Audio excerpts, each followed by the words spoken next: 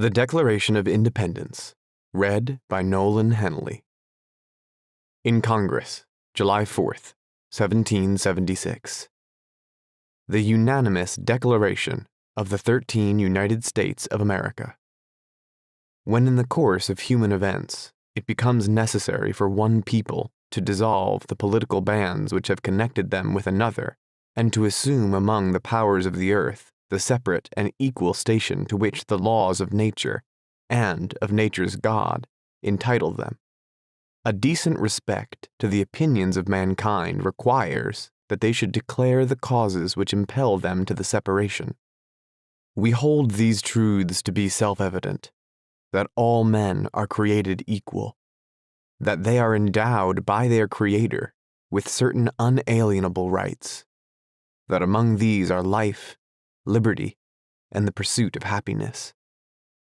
That to secure these rights, governments are instituted among men, deriving their just powers from the consent of the governed.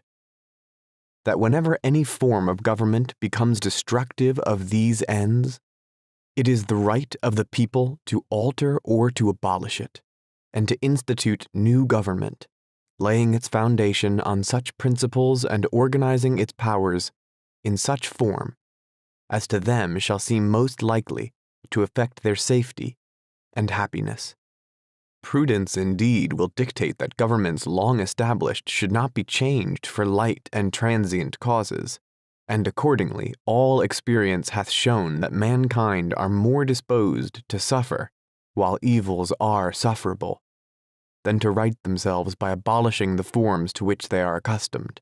But when a long train of abuses and usurpations, pursuing invariably the same object, evinces a design to reduce them under absolute despotism, it is their right, it is their duty, to throw off such government, and to provide new guards for their future security. Such has been the patient sufferance of these colonies, and such is now the necessity which constrains them to alter their former systems of government. The history of the present King of Great Britain is a history of repeated injuries and usurpations, all having in direct object the establishment of an absolute tyranny over these states. To prove this, let facts be submitted to a candid world. He has refused his assent to laws, the most wholesome and necessary for the public good. He has forbidden his governors to pass laws of immediate and pressing importance, unless suspended in their operation till his assent should be obtained, and when so suspended, he has utterly neglected to attend to them.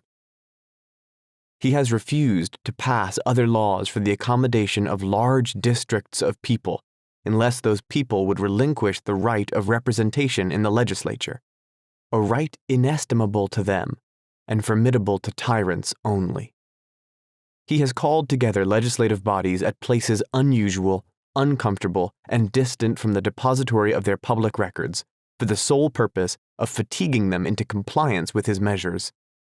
He has dissolved representative houses repeatedly for opposing with manly firmness his invasions on the rights of the people. He has refused for a long time after such dissolutions to cause others to be elected, whereby the legislative powers, incapable of annihilation, have returned to the people at large for their exercise, the state remaining in the meantime exposed to all the dangers of invasion from without and convulsions within. He has endeavored to prevent the population of these states, for that purpose obstructing the laws for naturalization of foreigners, refusing to pass others to encourage their migrations hither, and raising the conditions of new appropriations of lands. He has obstructed the administration of justice by refusing his assent to laws for establishing judiciary powers. He has made judges dependent on his will alone for the tenure of their offices, and the amount and payment of their salaries. He has erected a multitude of new offices, and sent hither swarms of officers to harass our people and eat out their substance. He has kept among us in times of peace standing armies without the consent of our legislatures.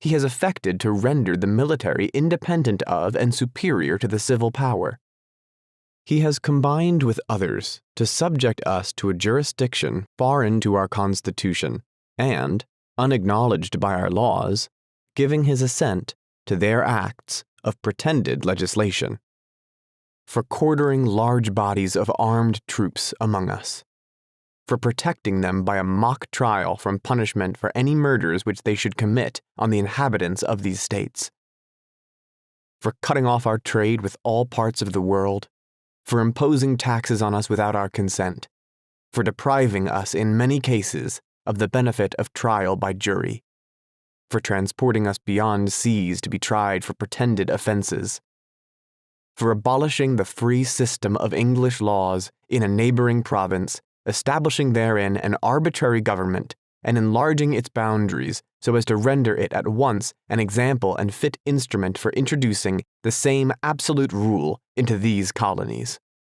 for taking away our charters, abolishing our most valuable laws, and altering fundamentally the forms of our governments, for suspending our own legislatures and declaring themselves invested with power to legislate for us in all cases whatsoever. He has abdicated government here by declaring us out of his protection and waging war against us. He has plundered our seas, ravaged our coasts, burnt our towns, and destroyed the lives of our people. He is at this time transporting large armies of foreign mercenaries to complete the works of death, desolation, and tyranny already begun with circumstances of cruelty and perfidy scarcely paralleled in the most barbarous ages and totally unworthy the head of a civilized nation. He has constrained our fellow citizens taken captive on the high seas to bear arms against their country, to become the executioners of their friends and brethren, or to fall themselves by their hands. He has excited domestic insurrections amongst us, and has endeavored to bring on the inhabitants of our frontiers, the merciless Indian savages, whose known rule of warfare is an undistinguished destruction of all ages, sexes, and conditions. In every stage of these oppressions, we have petitioned for redress in the most humble terms. Our repeated petitions have been answered only by repeated injury. A prince, whose character is thus marked by every act which may define a tyrant, is unfit to be the ruler of a free people. Nor have we been wanting in attentions to our British brethren. We have warned them from time to time of attempts by their legislature to extend an unwarrantable jurisdiction over us. We have reminded them of the circumstances of our emigration and settlement here. We have appealed to their native justice and magnanimity, and we have conjured them by the ties of our common kindred to disavow these usurpations, which would inevitably interrupt our connections and correspondence. They too have been deaf to the voice of justice and consanguinity. We must, therefore, acquiesce in the necessity which denounces our separation, and hold them, as we hold the rest of mankind, enemies in war, in peace, friends. We, therefore, the representatives of the United States of America, in General Congress assembled, appealing to the Supreme Judge of the world for the rectitude of our intentions, do in the name, and by authority of the good people of these colonies, solemnly publish and declare that these united colonies are, and of right ought to be, free and independent states, that they are absolved from all allegiance to the British Crown, and that all political connection between them and the state of Great Britain is, and ought to be, totally dissolved, and that as free and independent states, they have full power to levy war, conclude peace, contract alliances, establish commerce, and to do all other acts and things which independent states may of right do. And for the support of this declaration, with a firm reliance on the protection of divine providence, we mutually pledge to each other our lives, our fortunes, and our sacred honor.